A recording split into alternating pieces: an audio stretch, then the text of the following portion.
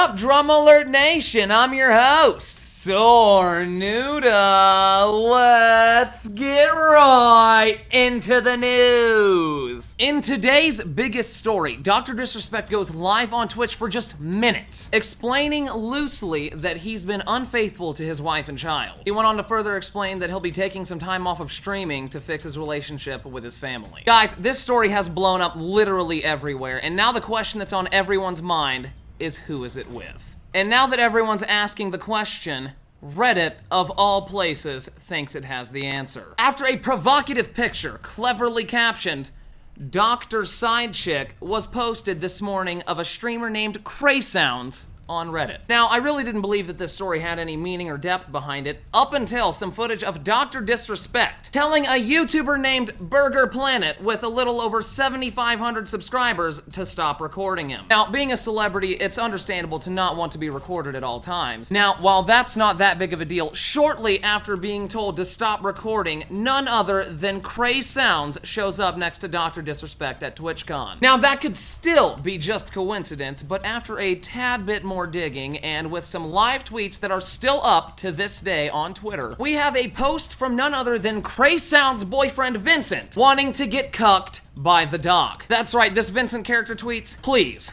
fuck my wife, Doc," after quoting a tweet from the doctor himself. To which Cray, and if you look at the timestamps, immediately responds, "Please, hello, I'm there." Now, this is still all just speculation, but as a word of advice to you, the people, and the doc, you probably should not willingly involve yourself with someone who has literally chosen to name themselves Cray. But all joking aside, Dr. DisRespect did do right by going live and telling his entire audience that he did do wrong. Regardless of the outcome, I still wish the best for Dr. DisRespect and his family. Not sure why today's DramaAlert is full of heartbreak and personal tragedy, but after a seemingly long and successful marriage, Boogie2988 and his wife have filed for divorce. Boogie states that his wife did entirely rebuild his life, both physically and mentally, but it was due to his mental problems and anxiety, and the way he dealt with his problems that overall caused a shift in their marriage. Through a few prolonged Reddit posts and update videos, he explains that he is trying to better himself and that he's not looking for another partner at the moment, and finally states that he hopes he can better himself enough to the point that their relationship may have another shot in the future.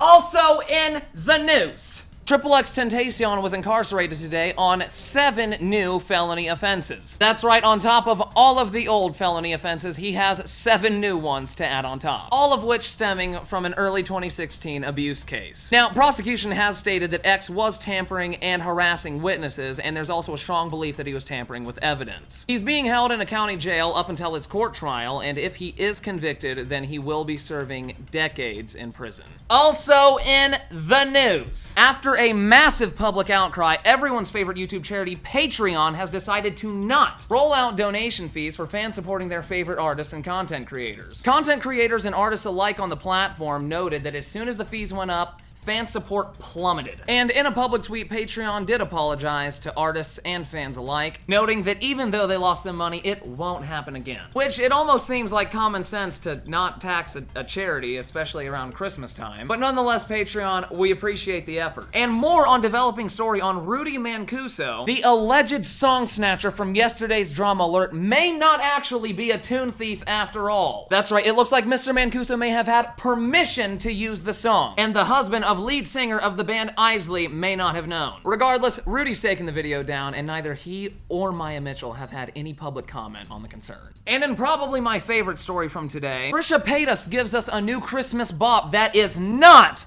Bad Baby's High Bitch. Literally everyone in the comments section of yesterday's video told me that I was wrong and bullied me for my mistake. Keemstar even told me the song name, like the title of it and everything, and by the time I recorded it, I had already forgot, so I googled it and it was High Bitch. Regardless, Trisha Paytas, the same woman who uploaded I Had Sex with an Entire Baseball Team, fan favorite Celebrities I've Had Sex With, and most notably, Lazy Ways to Orgasm, brings us a new Christmas jingle all about Jesus Christ. Roll it. Happy birthday, Jesus. Many years ago, over 2K or so, a virgin conceived and the world went whoa. No, she wasn't a hoe, it was so much more. Not a trip, just a birth of our dear Savior. The glory of God I've known for so long, but I wanted to share my love in a song. This time of year I always reflect. When the word became flesh, you knew he was fresh. And in today's biggest story, Jake Paul, the man himself, had an interview on The Breakfast Club where he opened up about everything. Now, first, Charlemagne, the host of The Breakfast Club, he asked a pretty common question about Jake's relationship with the Disney Channel. Now, whereas Jake could have simply told the truth, he instead said this. I don't regret it at all. Yeah, 'cause I saw, I think it was an article in Variety, and they said that they sabotaged with you because of you was bringing a lot of negative attention to yourself. Okay. So that's what it was? No.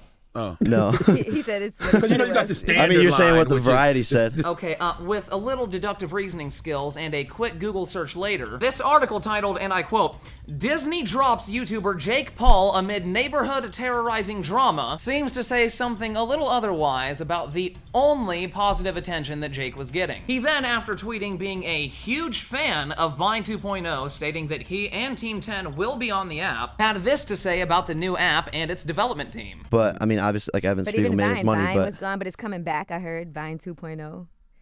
I don't know about that. It's a rap for Vine? Vine's dead, bro. And then literally the best thing that came from this interview, when asked if he was a rapper, he had this to say. You can do Pay your for my own video. beats or whatever. Like, He I got his don't. own subscribers. You rap? No. Everyone's like, yo, this kid thinks he can rap. No, I mean, I like make music that has rapping in it. But like, I also make country songs. After dropping Everyday Bro, a rap song, and an Everyday Bro remix featuring Gucci Mane, a rapper, he completely switched his demographic of music and decided to say that he was a country musician, which is being classified by Guinness Book of World Records as the whitest thing ever done. No, but aside the point, throughout the entire interview, Jake is talking shit on just about anyone he can. So why is Rice Gum your nemesis? I mean, he's not. 'Cause that's what I'm saying. Like, That's my it's a brother's joke, bro. name. That's It's my a brother's joke. name. It's a joke.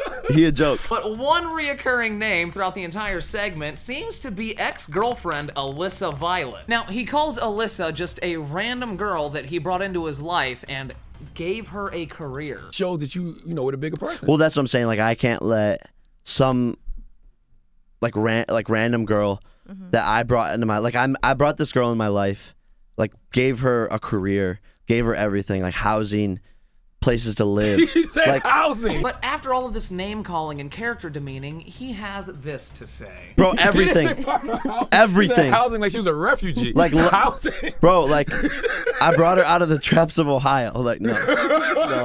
That's a great lesson to learn. Yeah. You know what I'm saying? You got to get your heart broke. Did you love her? Oh, Can I have a hug, bro? I need. Aw, he loved her. That's just too damn bad, isn't it? Anyway, that has been today's Drama Alert. If you did enjoy this segment of internet drama, please be sure to leave a like and a comment, and if you're new, subscribe. If you guys did enjoy this video, my name's Nudah. I think I'll be here tomorrow too. I hosted yesterday's as well. It's just Nudah on all social medias. Drama Alert Nation, now with over, oh my phone, you know what, 3.2 million plus subscribers. Dude, I don't know how Keemstar does this every day. This is fucking hard.